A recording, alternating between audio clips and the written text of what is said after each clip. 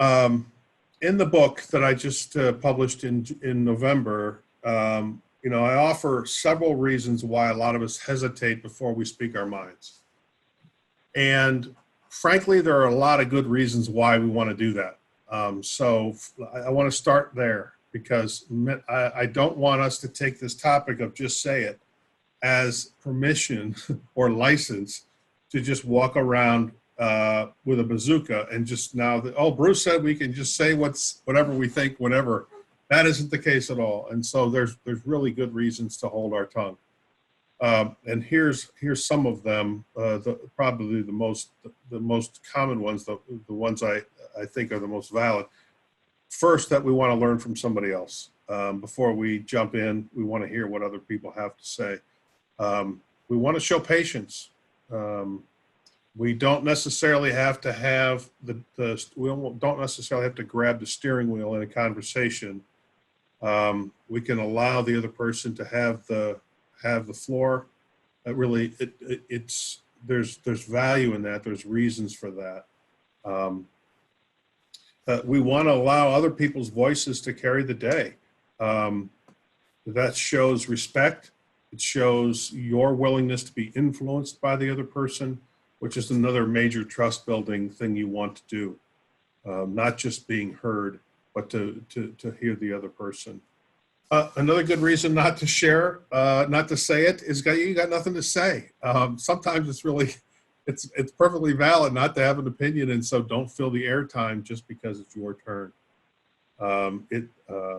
So if you don't have an opinion, it's perfectly fine not to say anything. Also, maybe you need to hear more clarity about the topic that's being discussed before you want to speak. And finally, another great time to hold your tongue is that you're really passionate about what's being discussed in, let's say, a family discussion or a business meeting, and you're about to bully others with your thoughts. Maybe you've got a position of authority, or you've just got a really strong opinion about something, and you're about to bully somebody else or fly off the handle. These are great times to hold your tongue and just kind of breathe, count to 5, count to 10. And if everybody followed these examples, this would be a much more productive situation. So that's the kind of the context here. I don't want us to start off by just saying it's now just a free-for-all where everybody talks just to talk. Having said that, we do have this topic where people don't say what's on their mind. So in the book, I mentioned this quote, but we spend the car ride home reliving the discussion in our minds, mentally kicking ourselves for what we should have said. I don't know if the rest of you have gone through that experience. I know I have a lot. What I refer to as game time. There's that moment in a conversation when it was ripe. It was time for me to say what was really on my mind, and I didn't say it. And so so this slide is really about recognizing that moment and what might be holding us back.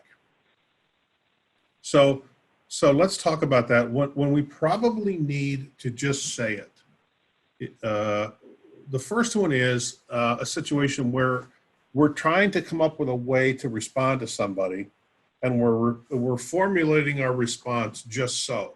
So we know what our thought is, we're ready to say it, but we don't know how to say it. So we're trying to package the thought in a way that the room can handle, or at least that's what's going on in our head. And as we're doing that, the conversation, that magic moment kind of passes us by, and it moves on beyond it because we weren't able to package it just right.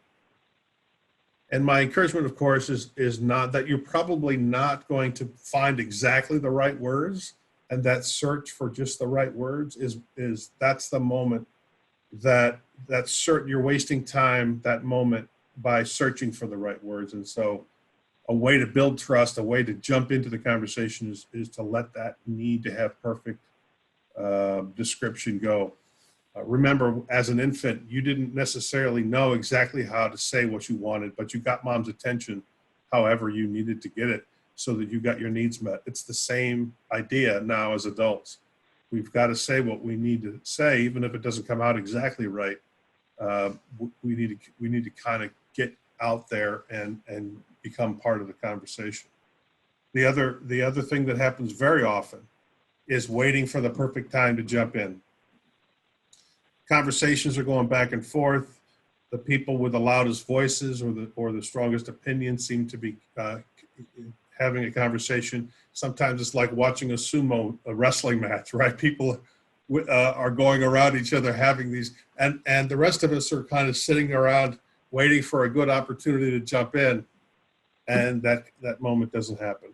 So we think on the car ride home, geez, I wish there was a good time for me to say it. And again, the moment slips by. Or another thing that happens is that we're not sure if we really can trust the rest of the team with our honest opinion. We know exactly what we say, what we think. We know it's the right time we know how to say it, but we're just not sure if it's safe to say it. So that goes on. And I would encourage us that we won't know if it's safe until we find out. Trust isn't built without risk.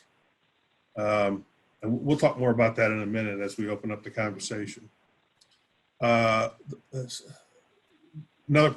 point I would make is that sometimes what we say is not popular. And so we might fear prompting a passionate outburst from somebody. And that fear that we might upset someone is holding us back because we've been taught and we kind of pride ourselves on being the calm one.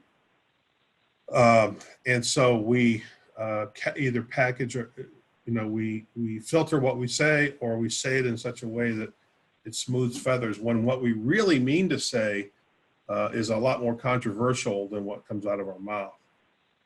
And finally, people do, this happens very frequently, and it doesn't matter our age, but we often wonder that if we're really allowed to say this. So we wonder if our position or our experience, maybe we haven't been here that long, maybe I don't work for the right person, or maybe, my experience, am I really allowed, have I earned the right to say something at this juncture in a conversation? And so the bottom line is we don't engage. The opportunity slips past and we don't just say it. Does that ring a bell, folks? I mean, is this making sense? Is this, we've experienced all of this, right? So the whole idea of this workout format is to just kind of describe the situation. Of all the areas of building trust that we could be focusing on, a workout gym session like the one we're in is really just focusing on a few specific muscles each session. And so the muscles that we're talking about now are, how do we kind of unleash, get out of that place of, okay, I'm sitting on something that's important. How do I get myself out and get those things said into the room? So here's what I'm going to suggest that we face. So let me offer a few thoughts today. So it's game time. We know it's game time. We're dealing with an important conversation or a topic on the table. How can I just say it? My suggestions, I've just got a few, but they're important, I think. Number one, we got to start changing our self-talk. That's that voice in our heads that has been holding our own thoughts in a cage. What we want to do is we want to figure out a way to open up that door. So the way to do that is to change the self-talk. And so the first, I think, really powerful one is to say, hey, wait a minute, my team needs to hear from me. Even if they don't agree with me, it's okay. My team needs to hear from me. Otherwise, they're not sure where I'm at, if I'm going to be able to support this project or idea or conversation, whatever the topic happens to be. So, because if they don't hear from me, there's going to be a question in their mind as to where I stand. might as well go ahead and jump into the conversation. That's one. Another one is to remind ourselves, hey, wait a minute, I was invited here. Unless you forced yourself into the room, which doesn't happen very often. It's kind of a countermeasure to the self-talk that goes, wait a minute, maybe I don't have the position or the experience to say something. In fact, it's much better to remind yourself that you were invited to this conversation, you were invited to this meeting, so you wouldn't have been invited if they weren't interested in what you had to say. So remind yourself that. Another idea is that your thoughts are turning it into an I statement. My thoughts and needs matter too. So even if the team you don't think wants your input, and even if you don't really feel like you're necessarily as connected as you want to be, the truth of the matter is you have thoughts and you have needs as well. Your position has accountabilities. You are responsible for things in the organization or in the family, and they matter. So trust is built when those thoughts and those needs are actually out and on the table. That's how you get to earn other people's trusts, and they get to earn your trust.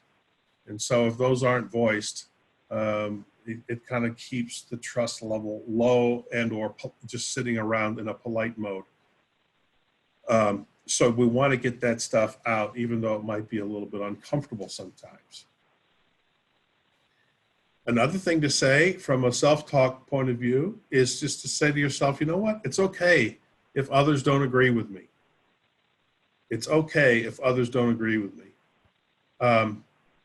Many times you can feel, you can taste in a conversation that something that is really important, and that the conversation is going in a certain direction.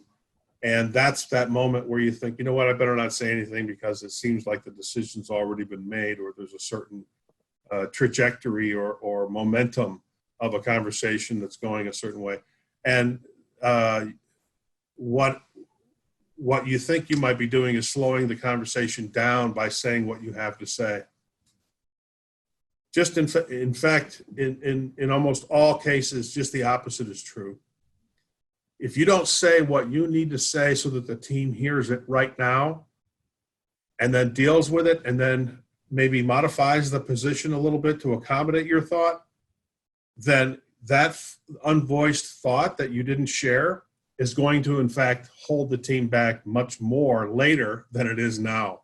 Now's game time to hear your thought that helps improve the quality of that decision as a team. So we need to hear from you now, not later, even if what you say we don't agree with. And the last thing I want to say is just maybe you need to remind yourself it's now or never. It's not always the case that it's now or never, but it's a nice thing to remind myself when I walk into a meeting, you know what, it's now or never. I came to play. This is a job. I'm being paid for this. So people are counting on me. And so if they invited me into this meeting, I'm not just going to sit on the sidelines. I'm going to be in the game like everybody else is in the game. So what I do is I encourage each of you who's here today is to look at that list and let us know, think about which one or two of these are holding you back most often. Is that you're not sure about whether your input's welcome, whether you're actually not willing to fight for your own needs, whether you're worried about the team dynamic, or you think that there's maybe sometime later down the road you'll have a chance to talk about it. But whatever the issue is, and then turn that statement there into an affirmation to yourself before the meeting, almost like a prep talk before you go in, and say, hey, if that's, for example, if that's the issue, you say to yourself, okay, hey, I was invited here. Just give yourself that little reminder and then walk into the meeting, and you're much more engaged than you might be maybe in the past.